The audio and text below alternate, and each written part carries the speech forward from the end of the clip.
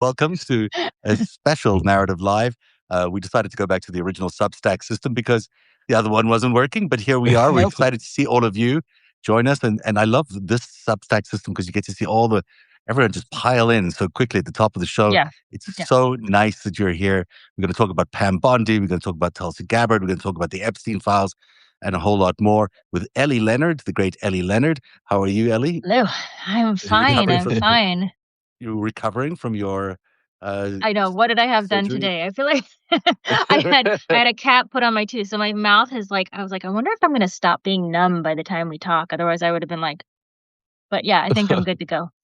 I understand why you say you're numb, and I also understand why you're saying you're skeptical, and you said that before the show Yeah. about what's going on. And Lev Parnas, the person running for Congress in Florida, but also our friend and colleague here, because we've been covering so much of the Epstein files, you probably have the most inside shot into what's going on right now in the Justice Department in Congress, in the Justice Committee in Congress. Because really what this has been set up looking like is that, she had a deposition to give under oath in 12 days for Epstein. And I'm talking about Pam Bondi, of course, the Attorney General, who was fired this afternoon. In 12 days, she was going to either have to say something about Donald Trump that could incriminate him, or she was going to have to lie. And neither of those things were good options for her, obviously. So, tell us what you're finding out, Lev. Yeah, no, it's been quite a day, I could tell you. I woke up, I still didn't get a chance to even shave today. It's been a crazy day. I've been, And me I've either, been, so li- it's I've fine. been, I love you. I love Ellie. But it's been like literally, I've been one after the other. I just got off with Joy Reid. We did Wajahid Ali. I mean, it's been just a crazy day. But I'll tell you, first of all, let's start off with what we're seeing happen. There's chaos happening in the White House, and it's not one thing. There's several things. First of all, the dreadful way he did the speech yesterday was a flop. The war in Iran, there's major problems happening. The markets are reacting. As far as oil's going higher, he understands there's no quick fix, quick sight, and so he's already lining up, to be able to see who the scapegoats are there. But at the same time, there's other things that are coming into the world, like the Epstein files, which because of the incredible work you, Ellie, and Kate and others are doing, and the pressure that we're putting on through this crowdsourcing and information, and they're not going away. And like you said, in 12 days, Pam Bondi was supposed to be under oath talking about stuff like this. At the same time, there's another major rift going on inside of Trump world, and it's extremely important, and that has to do with Tulsi Gabbard. One of the things I was talking about is I truly thought, it's still not the end of the day. I thought Tulsi might be even gone today, or might, very shortly, unless they cut some kind of deal with her because of the rift that's happening there. So because of all of this happening, Donald Trump, the master that he is when it comes to theatrics and it comes to changing the news cycle, he came out today and basically gave the dogs a bone, basically. Because if you think about it, nothing really happened today. The fact that Pam Bondi got fired, she really didn't get fired. He put her out to pasture. She's now going to go work back in the private sector as a lobbyist, making hundreds of millions of dollars as the ex-attorney general, Trump's darling, and somebody that has access to the White House, just like others in the Ballard Association. In the meantime, you have Todd Blanche taking over. So while Todd Blanche takes over, it's a saying like in the middle. Lev, something big happened today. You're not going to convince me that something big didn't happen today. I mean, this is massive. No. Pam Bondi being fired as the attorney general over the Epstein files is a massive story. Let me ask you this question. How is this bigger than the Maduro story? Pam Bondi, I'll tell you, today it's a big story. Tomorrow, everybody's going to wake up and say, what changed? Todd Blanche is in charge. Worse. That's even worse. Exactly. Thank you. Exactly. The reality. Yes. Yes. It's a big story, and maybe let me reframe myself because Donald Trump understands it's a huge story. Yes, the media. That's why the media news cycle is all over it. That's why he gave it. And maybe I misframed by saying it's not a big story. It's a huge story, but it's a theatrical. It's not what I'm saying to you. It's not actually the big news like the real attorney general got fired and now what is going to happen. No, they know what's going to happen. Todd Blanche is in charge. And the other thing, and before we go forward, I just wanted to, is the reason why they put Lee Zeldin's name in the mix. I know Lee Zeldin very well. Lee Zeldin is not a Trump loyalist. He's a somebody that knows how to play his hands right. He's already been pre-approved by the EPA. He's an ex-senator. He's somebody that could get in very easily if he needed to, and that's why he threw his name out there. So the media is going to chase now. Why would he choose Lee Zeldin?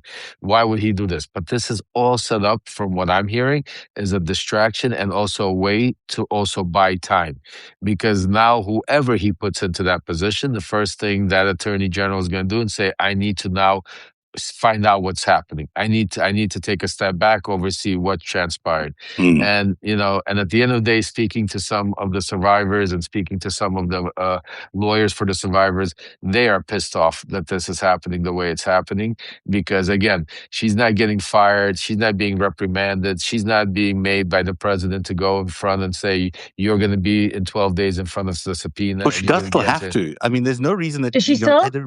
Republicans are framing it like she's off the hook. But she is. Democrats are saying that her name is on the subpoena. It's her name. She should show up and she should defend herself. She should. Now, do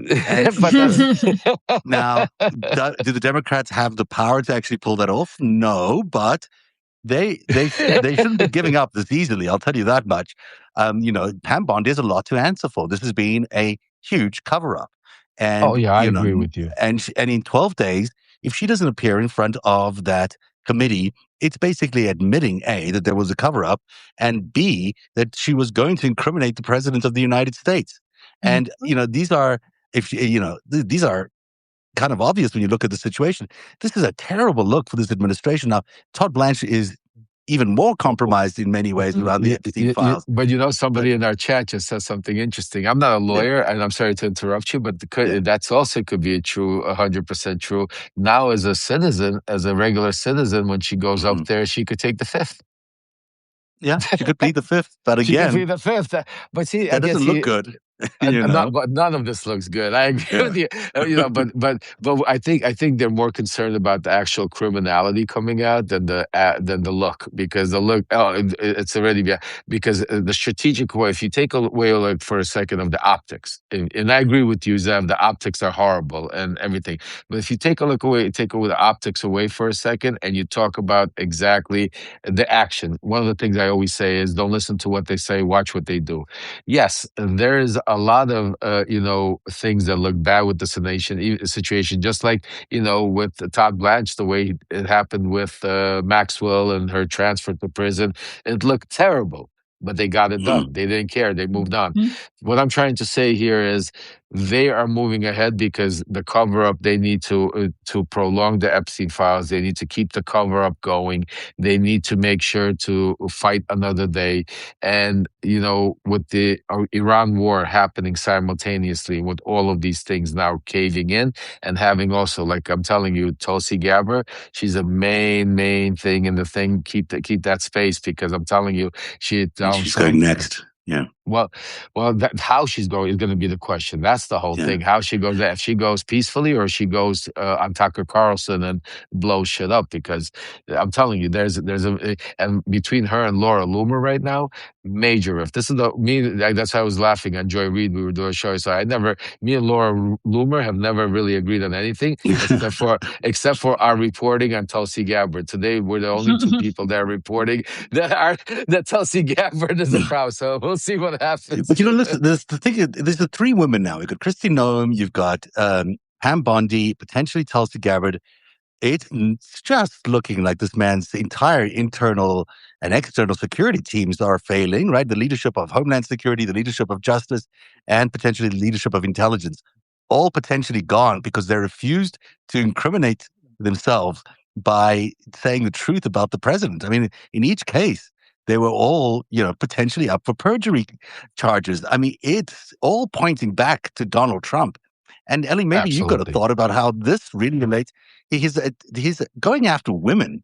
I mean, Oh yeah, as he's Yeah, but first, yeah. that's what yeah. I mean. That's what's always going to happen with him and Yeah. with probably the justice system that's in there right now. Anyway, but like what we have to remember is that Todd Blanche was Donald Trump's defense lawyer during the Stormy Daniels case. Like he's highly, highly, highly compromised in the first place. They are very close. They are chummy. They've been on a private level for a very long time, and now they're supposed to be like government employees, which is never going to happen. But also, Todd Blanche is the one who did the proffer with Ghislaine Maxwell in July. He did the 2 days of interviews that they immediately gave us, the audio and the transcripts, which never happens. And that was on purpose. That was to be like, oh, look, great. There's nothing to see here. Look, I was hand this out to the American public. Everything's fine. She gave a nice, clean statement about Donald Trump being a nice guy and completely uninvolved. And when she walked away from that, she immediately got upgraded to, what we call Club Fed, where she's got Pilates and a puppy, right? There is something highly, highly fishy going on right now with him becoming the attorney general and the Epstein files. And I would be curious to see what happens with the information that we do have right now over the next month.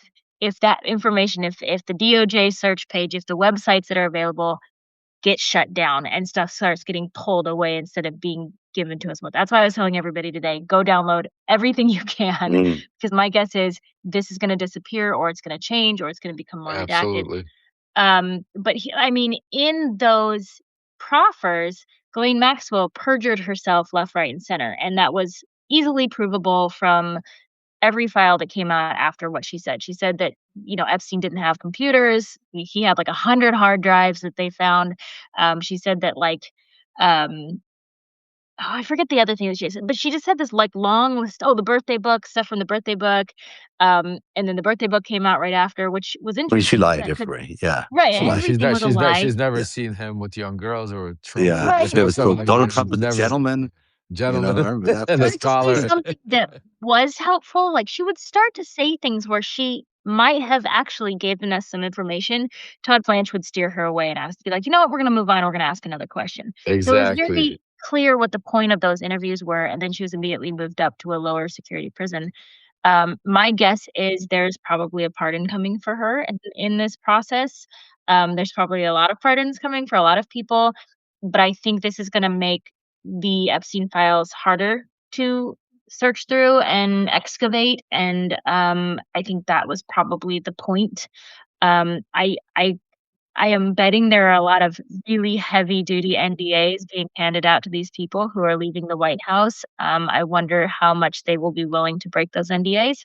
But this is, today doesn't feel good. It doesn't feel like we're in any kind of a better situation. Thank you. Yeah, but it is a victory. It is a victory because we have, Pam Bondi would not be leaving today if there had not been this enormous pressure around the Epstein files and around the issues of the Epstein files. And frankly, the cover-up involving specifically Jane Doe number 4, where, they've got allegations of rape against the president of the United States and those pages and those files are just missing from the Epstein files. I mean, that is if there's a bridge too far in this story, every bridge is so far, but this is really quite far. So in many ways, the work that everyone's been doing and the pressure around this and the exposing of the Epstein files is claiming a very important figure in the Trump cabinet. And it's only happening because he must be looking at internals, Lev, that are horrific. His numbers must be going through the toilet. Absolutely. Yeah. And I agree with you, Zev, that yes, it's definitely a win. So let's not anytime any one of these bad people go down, it's a win. And we gotta keep fighting to get now Blanche, and until we get to where we go.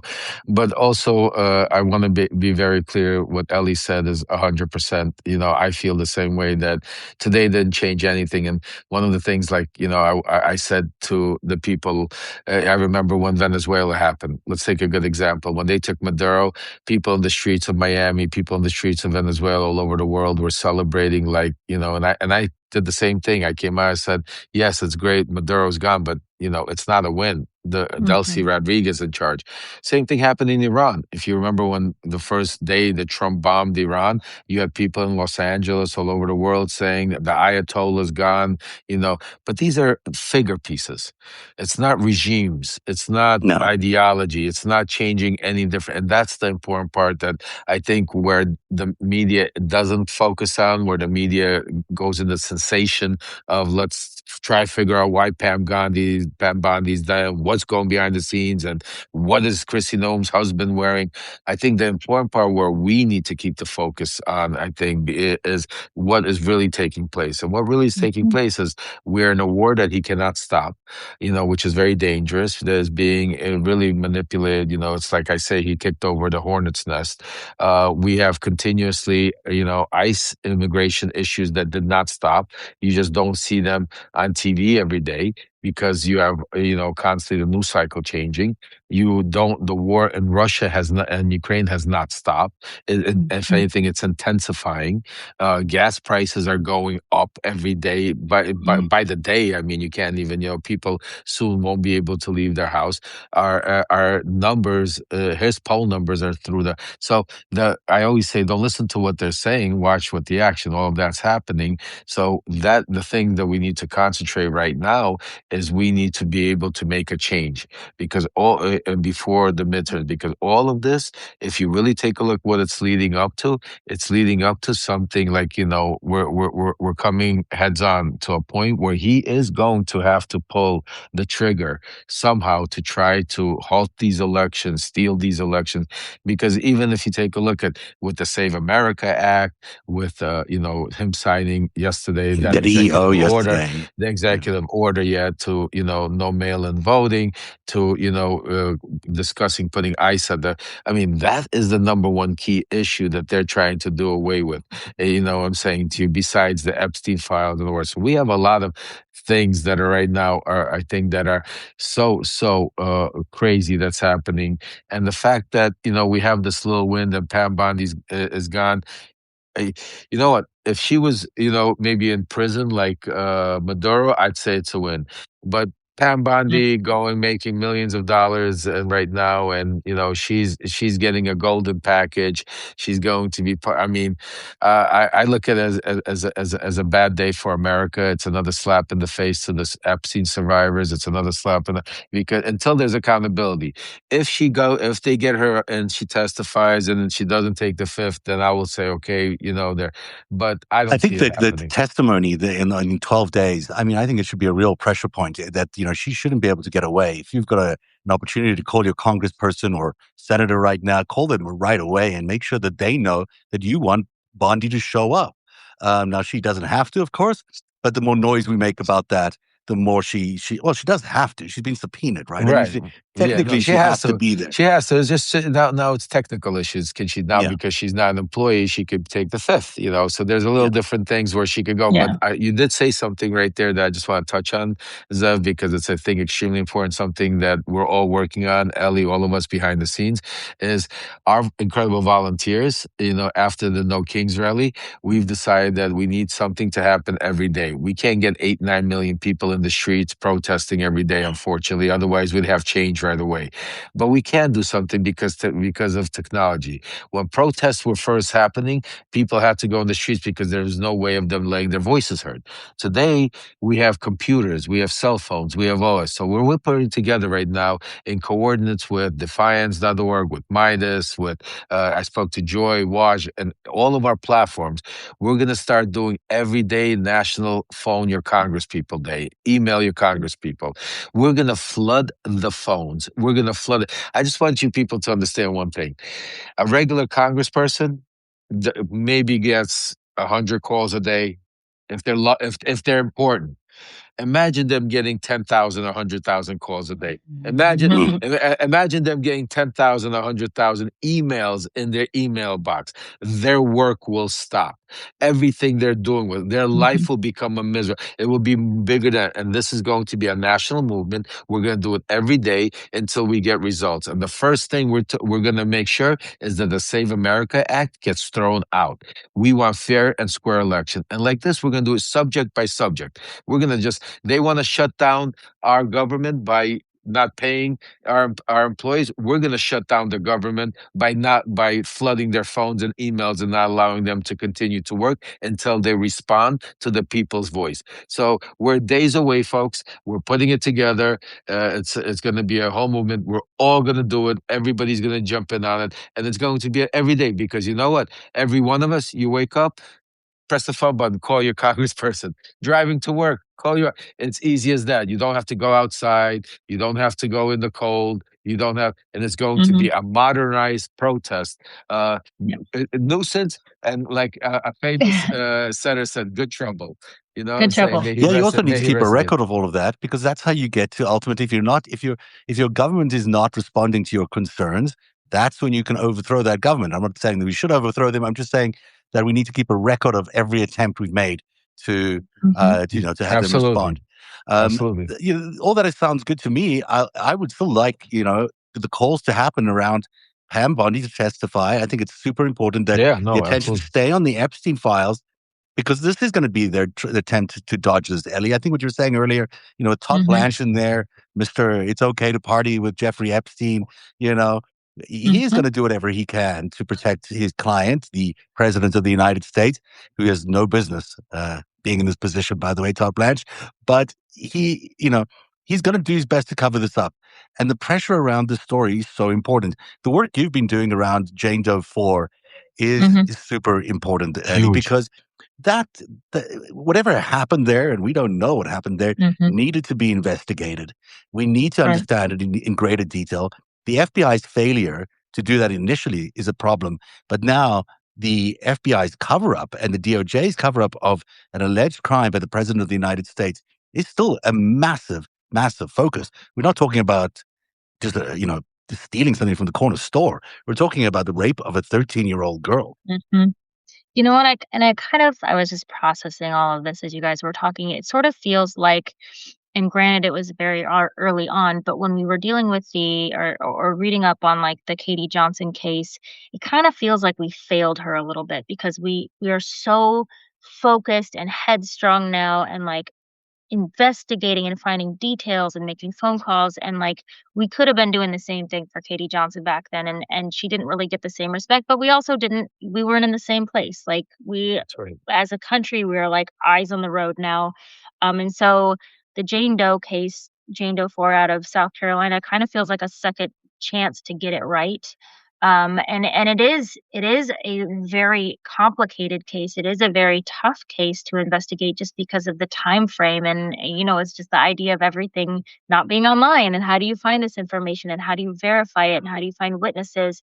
And it's really interesting, because outside of the work that I've been doing on it, there's like one newspaper that's reporting on it, and it's the Post and Courier out of Charleston, South Carolina, and they're doing an amazing job. I'm very proud of them. They're a small, local hometown newspaper, and they have done incredible investigative work, but in so doing, they're verifying things that I don't think people thought could be verified about this case. And it's not everything, and we haven't proved, the point of the case, but it's enough that I think it feels like the Trump administration is very scared at this point. Like, I don't think they ever thought we'd be paying attention to it.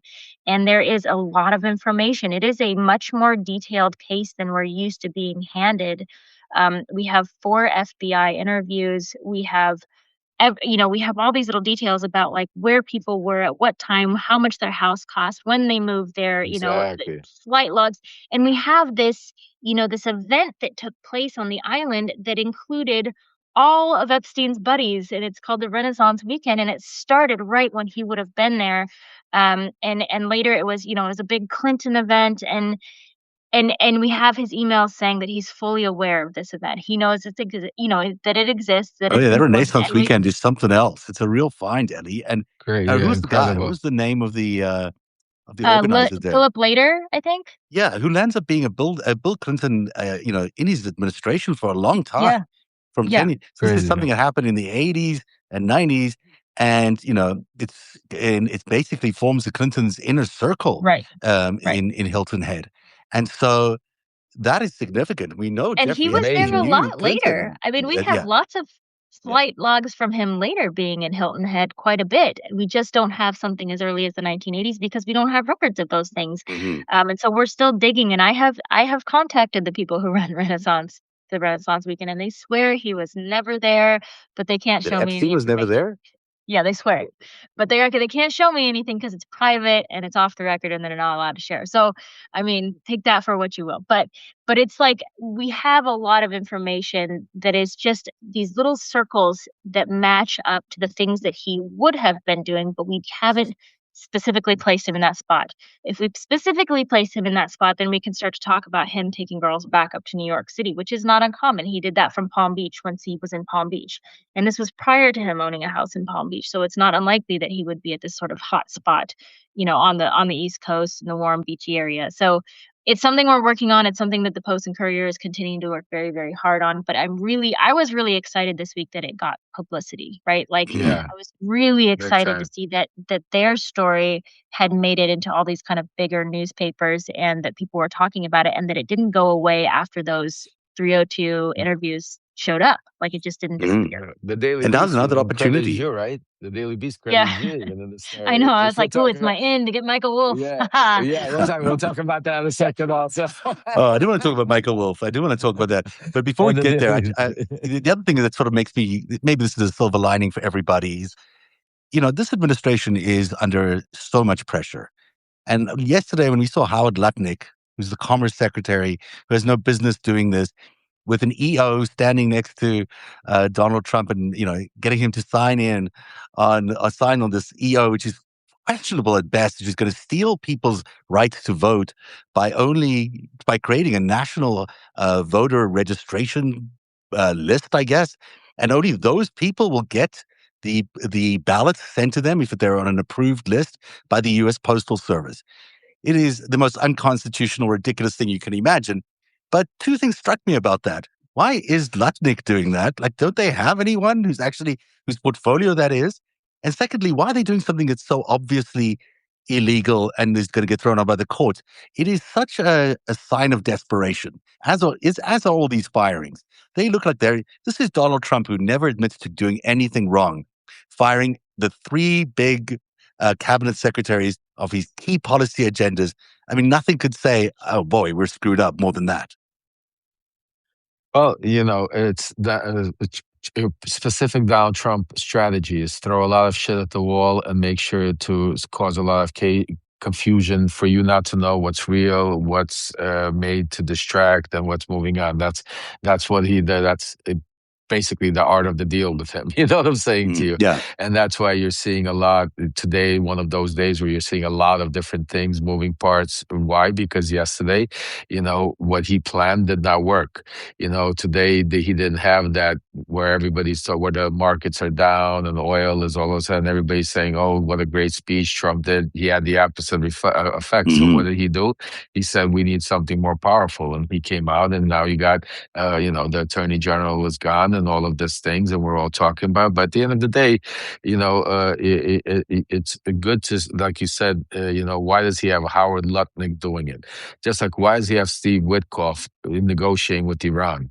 Why does he have Jared Kushner negotiating with Russia when he admitted himself he has no idea what he's even doing? Why does he have these? Because Donald Trump works in a different world. And that's why I wrote my book, Shadow Diplomacy. For him, even the people he has in office, he doesn't trust to the way where he has his loyal, like, gangster, where his loyal inner circle family. There's different circles of doing things. And Howard Lutnick, it looks like, is pretty in the inner circle right now, I could tell you, because I think because of a lot of your reporting, Zev, a lot of the connections with his financial stuff that has to do with Epstein. Tether. I think the one thing that we haven't touched on or seen or looked at, the Howard Lutnick Donald Trump connection, financial connections that would go through the years. And I think if I think we had a look into that, I think it would give us another way, because I'm starting to see the tea leaves, knowing the people very well. So that's why you have the Howard Lutnicks, you have the Witkoffs, you have people that are not in the position, and then the people like the Tulsi Gabbers that should be dealing with the DNI secretary. He has her trying to frame an election, suppression of giving him a way to federalize elections by going to Georgia and Atlanta. I mean, that's why the confusion. I mean, people have doing different jobs, different things, keeping everybody confused, no loyalty. But at the end of the day, I want everybody to understand one thing. Donald Trump, even at his age, even when he's at his age, he's a micromanager. He oversees all of these things. So everything that's happening that is important to him, he's overseeing the play, right, wrong, and different. He knows what's going on, even though later on he takes full ignorance by saying, I don't even know who these people know are. that person. Who is that? Who's Pam Bondi? Who is she? I think that's going to be Christy. No, Christy, I don't think Pam, but Christy he might, or Tulsi. Yeah. I think Tulsi, we're going to hear that with Tulsi. When the breakup with Tulsi, he's going to say she was, I don't even know why she's on here. Somebody who gave me Tulsi Gabbard, Yeah, I barely knew her. Yeah, I barely knew her because, somebody had to recommend her. I think those are all good signs still. I think that we're seeing a cabinet that he can't fill. And then he's got no one to replace anybody with. He's going to go with what? Lee Zeldin or Janine Pirro. I mean, those are the leading names to replace Pam. I mean, that's the name that's being floated around. I put one in there also, Alina Hava. Nobody's talking about her, but Alina Hava is available right now. She's a Polly Jean, she'll have something to say. Those are not good possibilities. He can't even hire for these positions, and these are career-making opportunities. But nobody would even want these jobs because they're so terrible and they're so conflicted, and ultimately might mean they have to commit crimes. I mean, there's not maybe they definitely right have to commit crimes. I mean, if you take a look at every one of his cabinet members has committed some sort of crime, either perjury or some sort of either impeachable or criminal effect. You could say one or the other, definitely, and that's part of being part of his administration right now, because they're so do anything you can to stay in power, because they know the second that falls, everything falls. I mean, just think about the crazy part. I mean, I'm sorry, just this has nothing to do with anything. The fact that they had helicopters, army helicopters, fly over by Kid Rock's house, and Trump said that was cool. I mean, like, he was like, he's a patriot. Why not? Like, are you, how much money did that cost? Like, I mean, just in the middle of a war. In the middle of a war, what I'm saying, for him to give him, I mean, this is the type, I mean, it's really sometimes when you say you have the insane running the insane asylum, this is what it really is right now. You have real people that have gotten control of such power that they don't know what to do with it. They don't know how to use it. And you're seeing it be played out into bucket list type of things of, instead of actually helping up, somebody said Bubba. That's one thing I really would want to know. Who is Bubba in that email? That would be one day I want to find out. I mean, I think it's pretty clear. I think it's pretty clear. But we've seen pictures of the two of them together, grabbing each other's whatever. I mean, let me ask you about Pete Hegseth. And then, Ellie, I'm also going to ask you about that video that came out of that secret Easter. Well, it looks like Lev's gone. But did you see that video yesterday of the Easter, the leaked video of Trump at the Easter? I heard about it. Holy moly! I mean, this stuff is most racist, homophobic, transphobic. disgusting thing you've probably ever witnessed the president do. Certainly at the White House, he talks about Macron's wife. He goes after saying that NATO is going to, he's going to basically walk out of NATO, which he's thrown around before. Right. But he did make news. He made some news that basically the attempt to get the oil out of Iran was a non-starter. He acknowledged that in that meeting, although he said something completely different to the nation later on that night. But, in that frank conversation with his supporters, he said, we're not going to go after the oil, meaning no one's going to let him go after that oil because no one wants America to be caught in a quagmire. But that also means he's sort of lost the military. He's lost, it's one thing to lose an attorney general. It's another thing to lose a homeland security person. When you lost the military who are basically saying, we're not going to do that for you. We're not going to, basically go up the straits there and try to get Kurgan. What's the name of the island again? Kurgan Island. Kurgan Island. I mean, he is cornered. He's got the Supreme Court yesterday, also on birthright citizenship, basically throwing that out. There is nothing going for this guy right now. He is, he's an emperor with no clothes. Yes, very much. I mean, that's a perfect example. One great insight you get into reading the Epstein files is how much Trump wasn't really in control of anything. It was just a figurehead in order for the people around him to get the control that they want, like Jared Kushner, that he is the useful idiot. That's the term that is used over and over and over again. He's the useful idiot. He's the one that people will vote for because people who watch daytime television know who Donald Trump is. He's loud. He's obnoxious. But he also doesn't know how to run anything. And so if somebody comes up to him who actually knows what buttons to press, he'll be like, oh, okay. Do you like me? Am I cool? Okay, then go do that. I agree with you. And so people have used his power and his position to do really, really, really terrible things. So, tomorrow he'll probably say he wants all the oil in the world. I don't think he actually knows what he wants. He's just trying to listen to the person who makes him the most popular in the room. And I mean, he said yesterday, by the way, he likes bad people. He likes bad people as long as they're nice to him. He doesn't care that they're bad people. That's that's the truth. That is currency. That is Donald Trump currency is, do they like me? Am I cool? Am I popular? Like, he likes that more than money. He wants to be liked. And it's like a huge psychological reflection into probably his entire life, because I don't think a lot of people like him. But that's a rabbit hole. Well, also, you got to keep in mind, you got to remember where he grew up, where he comes from. I always talk about, the era he grew up, and the people he grew up around, and when I say grew up, not as a child I'm talking about already when he was a man and building his business career. I mean, he grew up in a world of all mobsters, of all, gangsters, criminals, people that were underhanded, and some of the most powerful men in New York City. He was, mentored by Roy Cohen, who, for anybody that does any background, take a look. I mean, Roy Cohen was not only a mobster himself, but he was their lawyer. So he was the brains. He taught Donald Trump how to be, he brought out, the ruthlessness out of Donald Trump and taught him how to use it.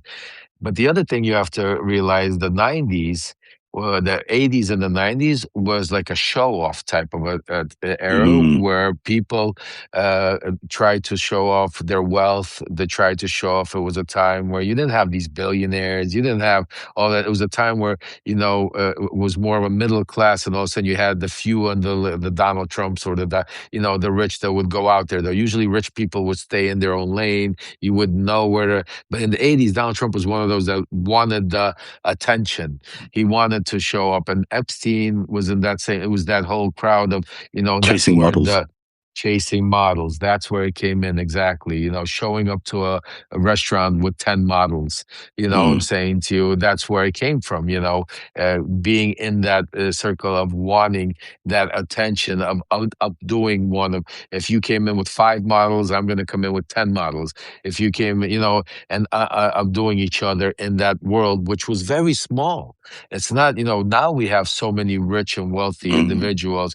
Back then, if you look at the 80s, if you look at the statistics, you had very few millionaires, especially billionaires or, wealth that, that inner circle portrayed like of the Lutnicks, the Epsteins, the Trumps and everything. So it was a secret society, it was a real society that they grew up in. And that's why, you're seeing like bits and pieces of it now, because now he doesn't have to hide. But for a long time, after 2000, they literally had to hide who they really were.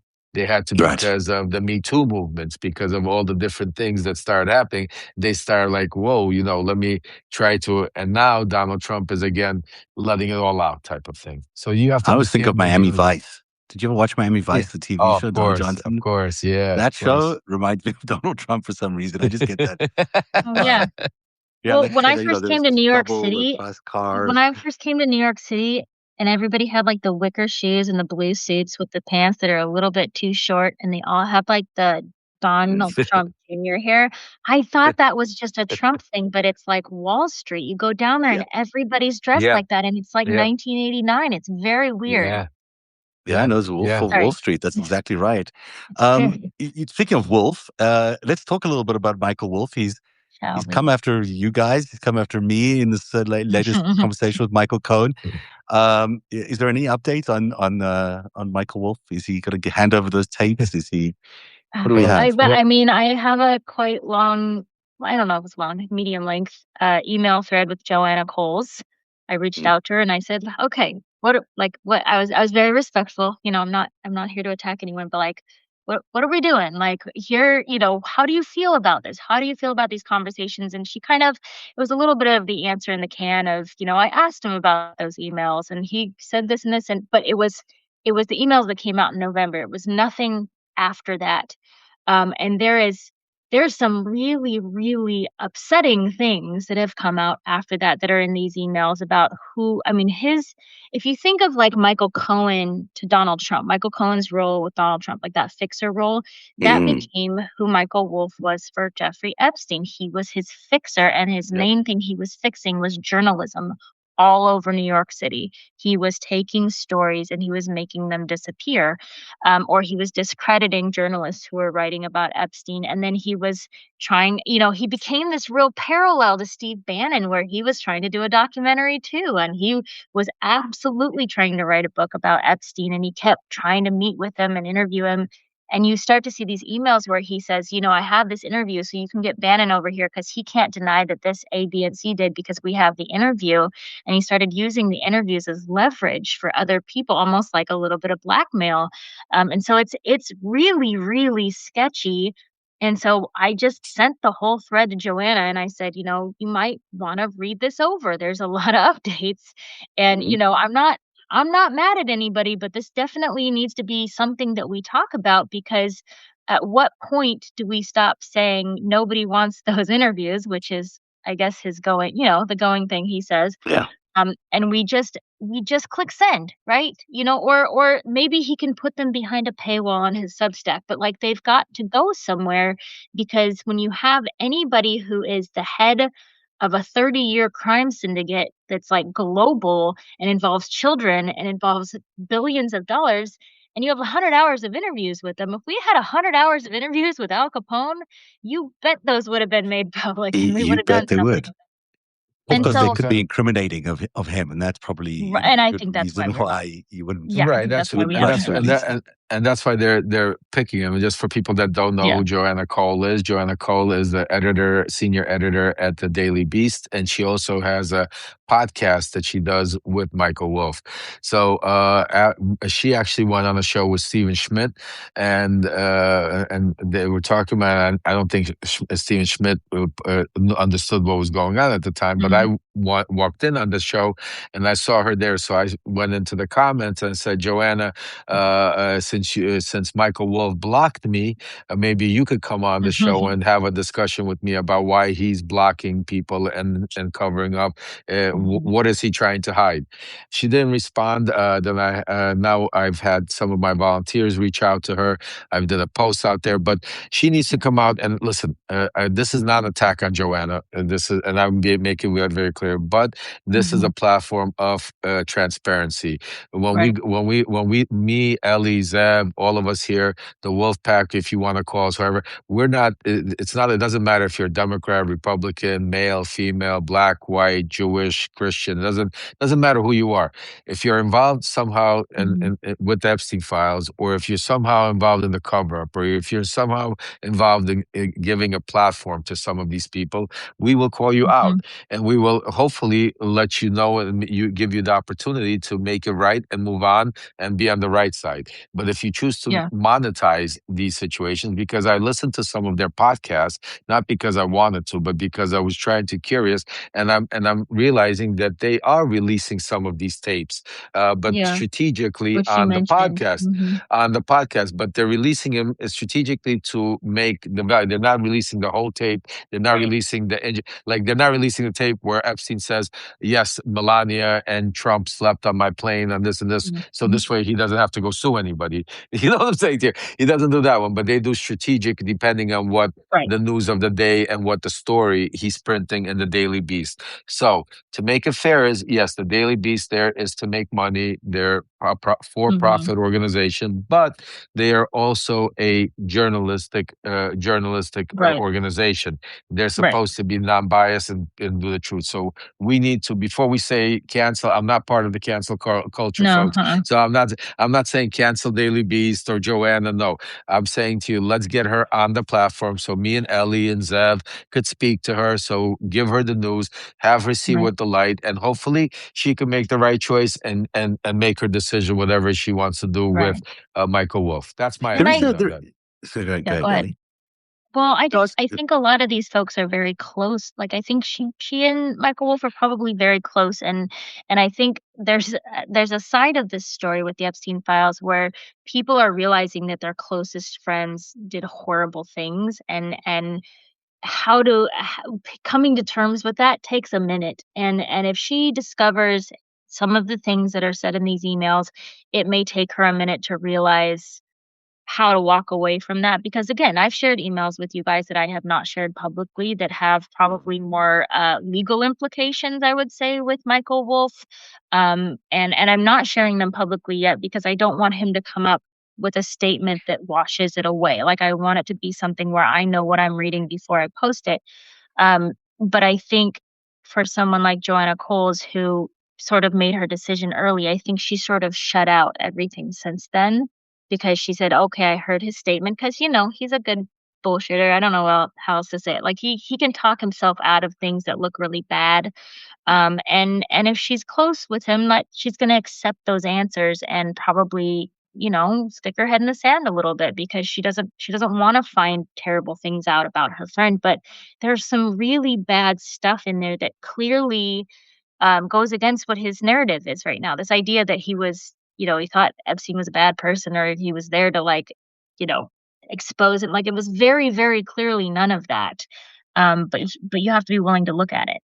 I just want to take it a step further. I'm sorry, Zev, to that, because I would agree with that, Ellie, if she was just his friend, and if she had nothing to do with journalism, if she wasn't monetizing with him on podcasts, if she wasn't involved in that whole era and was just somebody that, is a friend, she's in the world, she's being asked, she's like, listen, let me see. Okay, I'll give her that.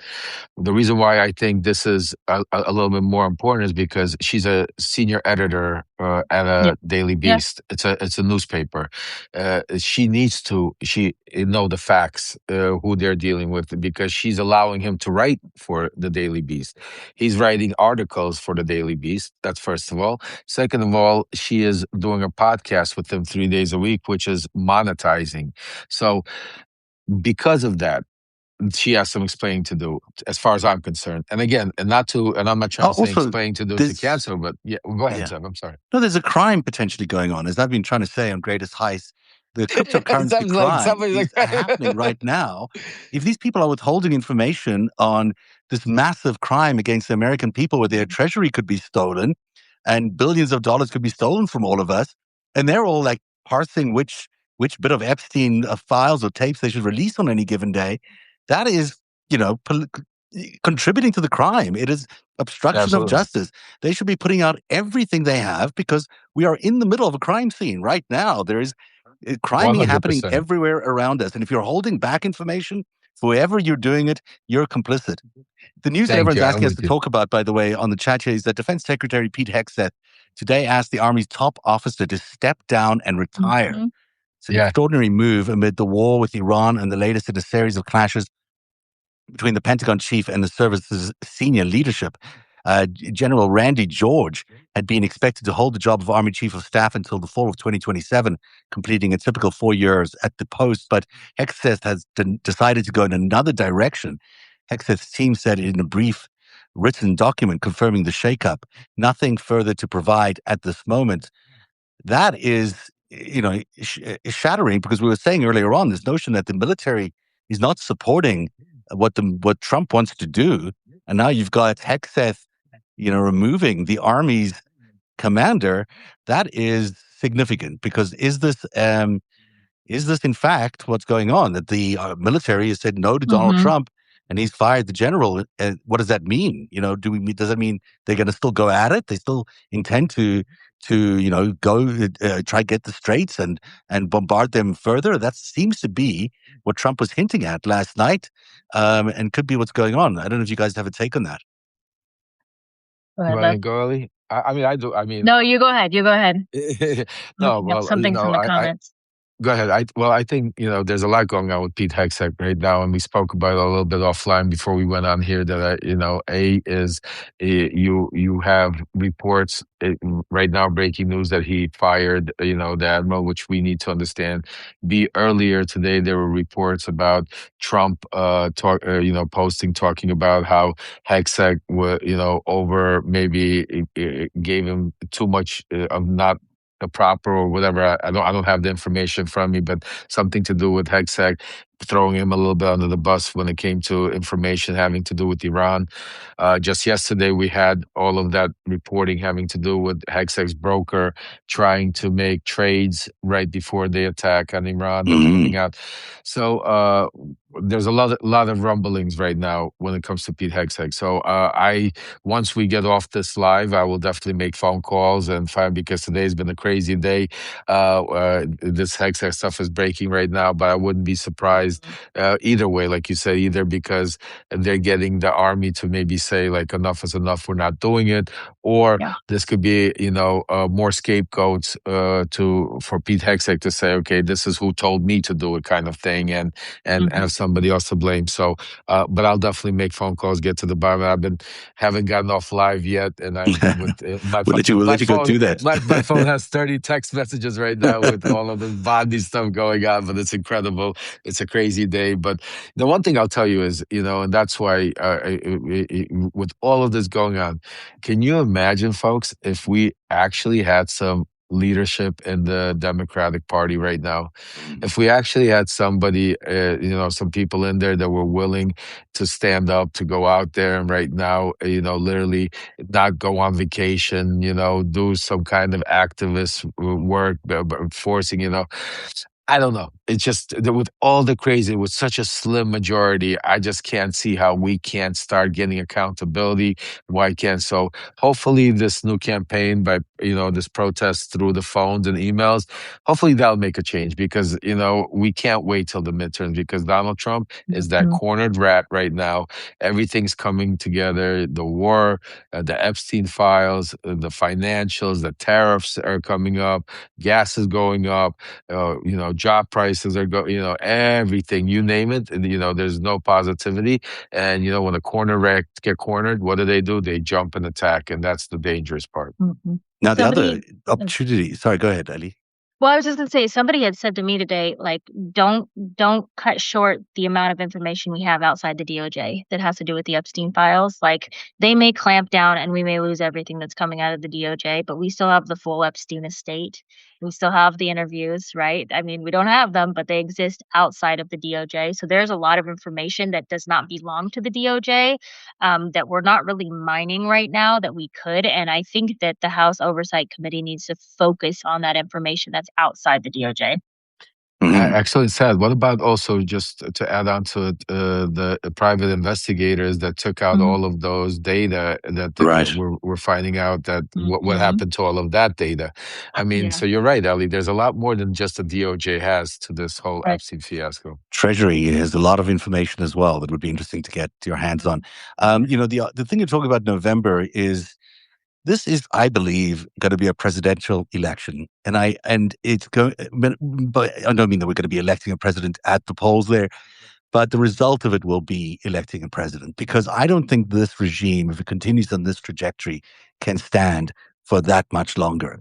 And the first thing on any new Congresses, and this could be anybody's, it could be your Congress, Lev, that you might have to deal with is, how are we going to have, a mass removal of this entire regime? Because that is probably what's needed. That's probably what's going to get voted in. Mm. And that Yep. means we have to think about who the next president of the United States is going to be, which will be the Speaker of the House in that case. And that's sort of the trajectory we seem to be on, in my opinion. This is as profound and important a midterm election as we've ever had. And people need to be paying that kind of attention as they would to a presidential election. This could be exactly the scenario that plays out going through November. I think you're 100% right, Zeph. I think that's exactly where we're at. I think this midterm election is our presidential election, because I think, once we get in there, and I'm confident I'm going to be one of those people in there, is because we need accountability. Because then once accountability starts, it goes from the head down. Impeachments, or even if, he gives certain people pardons, it doesn't mean we can't take him out of office through impeachment. He can't pardon Yeah. an impeachment, And then when that happens, who's going to be the next president? Speaker of the House? Who's the Speaker of the House?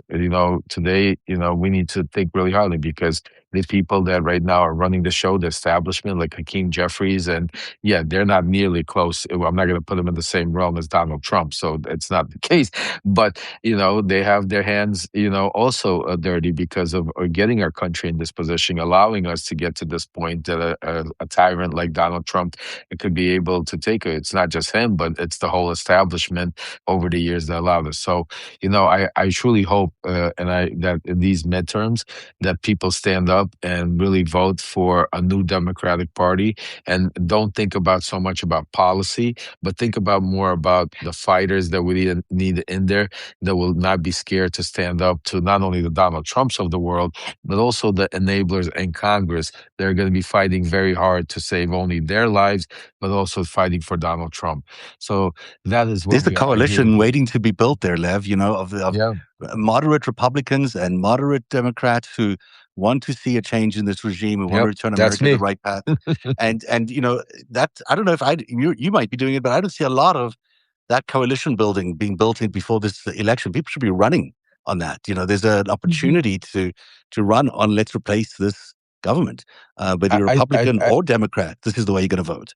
I think once we get closer to the elections, you're going to see more. I haven't even started running my campaign. I'm still building my team. I still even haven't been going to my fundraisers. We just announced to make sure that the filings, but we're building it. But I promise you that we will be putting a lot of that stuff out there, and we will. Like I said, my campaign is not just for Florida, not for the district. I'm going to take this campaign on the road all over the United States, and all of the different races, the purple states, the red states, And even the blue states, because like I said, even the blue states, we need new, in certain places, a new blood. We need a new Democratic Party. We need fighters, and we need that coalition. And I think that's the only party, though, because we don't have a Republican Party. Unfortunately, the way the system is set up, independents don't have a real chance of winning because of the way just the system is set up against them. So the only party we have to be able to fix right now and make the party of the people is the Democratic Party.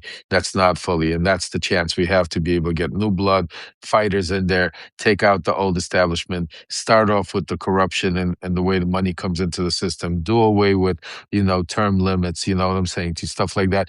And that will establish and slowly but surely. It's not going to happen overnight. Nothing there's so happens much, overnight. exactly. Although it's going to take it could time. happen in this case. There's so much at stake. With It might Donald happen. Trump, well, yeah, exactly. Yeah. You never say never. Lev Parnas is running for Congress. You just heard him talk about that. Tell everyone how they can reach your campaign, how they can support you. Oh, thank you, everybody. My campaign is levparnas.org. Everybody that can support, but this is not about my campaign. This is our platform here, where we bring truth to power. And no matter if I'm running or where I'm doing, I will always be here on Substack with our family, with our Wolf Pack, with Ellie, with Zeb, uncovering and giving you that inside perspective. So if you can, please subscribe to Lev Parnas on my Substack page because we need to grow it. That's where our major, mouthpiece is and our voices are. Thank you. Right, and everyone can see that button, hopefully at the top left of their screen. And Ellie Leonard, the panicked writer. Yes. He's not so panicked anymore, but he's. I think I am. I thought I would change. Maybe I could rebrand to beating a dead horse. Yeah. I was like, if I rebrand to beating a dead horse, then I could just go after 2 topics and just get them really good. No, I'm still the panicked writer. I'm on Substack. I'm on YouTube as the panicked writer, and then everywhere else I am Red Pencil Script. And you're on Michael Wolff's list as a conspiracy buff. So yeah, I'm an influencer. I'm doing makeup videos and extreme left wing influencer and conspiracy buff. It's quite an achievement. So everyone subscribe to Ellie. Everyone subscribe to Lev. You can find my stuff at narativ.org, where you'll get the greatest heist continues. I can't believe it still continues. You'll find a lot about Latnik, and you'll find a lot about the cryptocurrency firm that owns this man. He happens to be the Commerce Secretary. It's kind of unbelievable. They've been able to build this closed loop that threatens the entire economy. You have to read the stuff we've been writing about, the Tether Trap. It's on narativ.org, and it's worth your time. So that's a great catch up with you guys. It's good to see you guys on a day that Pam Bondi is fired. Can you believe it? You said it's not big news. No. We'll see what happens tomorrow. No, it's big news. It's big news today. We'll give it. Just another day in Trump world. Thank you very much for watching at home, and we'll be seeing you again soon. Have a great night, everybody. All right. Take care, guys. Bye. Good.